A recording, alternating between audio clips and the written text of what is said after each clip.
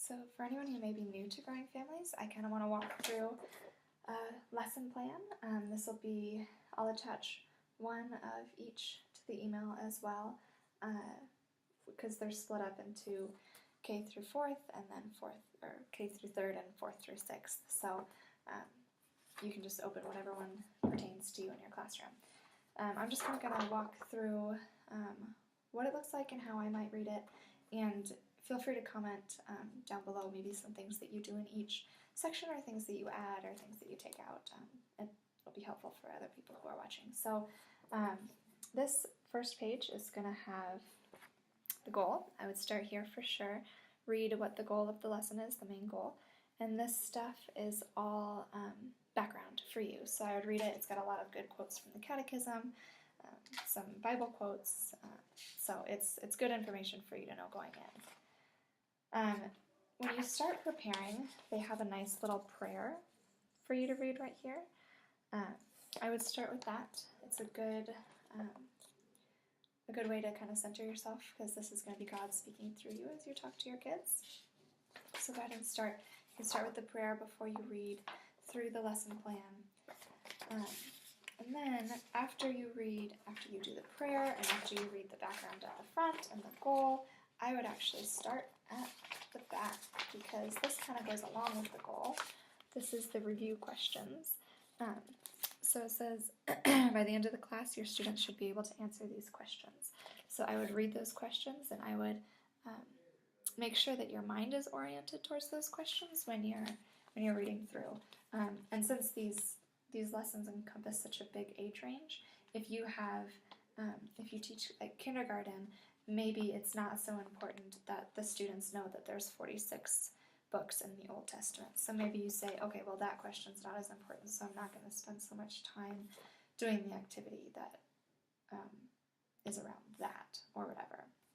And so you might just pick whatever questions are most important for your age group or your class in particular, so that you'll know where you want to keep your focus while you're reading through the lesson and preparing what you're gonna teach.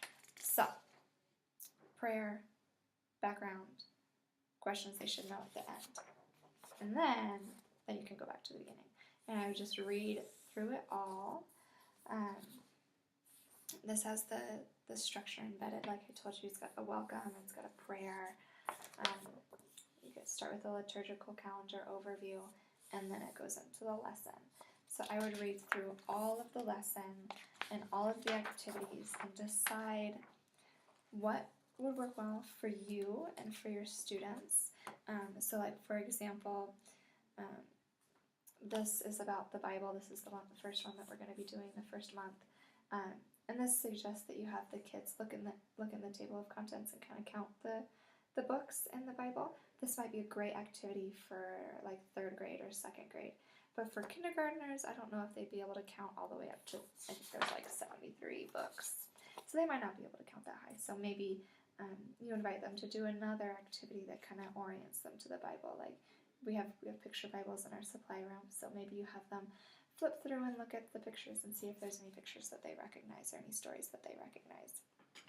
So just kind of reading it and being prepared so that you can have an activity to show them the point that you're trying to make, but at a way that's accessible to them. So yeah, it just goes through all the activities. There's some other activities. Again, they suggest that you can write an epistle and they can fold it up and put a little sticker on it. For kindergarten, they might not write, they might draw. All of these things are really pretty easily adaptable. And so there's like 3 activities in this lesson. And you may decide, oh, I only want to stick to this one activity and I want to kind of expand on it. And then, because we'll have 2 classes in September. So you could just use this one lesson for both of the classes. You could say, oh, well, I want to do that activity with the New and the Old Testament the first Wednesday, and then the second Wednesday we can look at that Bible bookmark and we can write the epistle, and so you can expand that.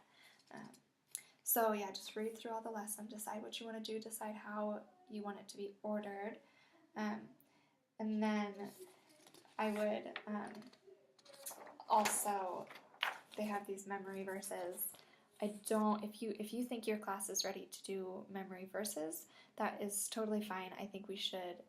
A lot of our students don't even know their prayers though, and so we're going to be focusing a lot on prayers. And so you can, in place of this memory verse, say, okay, first graders, we're going to really focus on the before meals prayer. And so you can have them write it down, or you can ask me and I can make copies of it for you to send home with the kids so that they can practice it at home, and then you can test them on it when they come back the next week.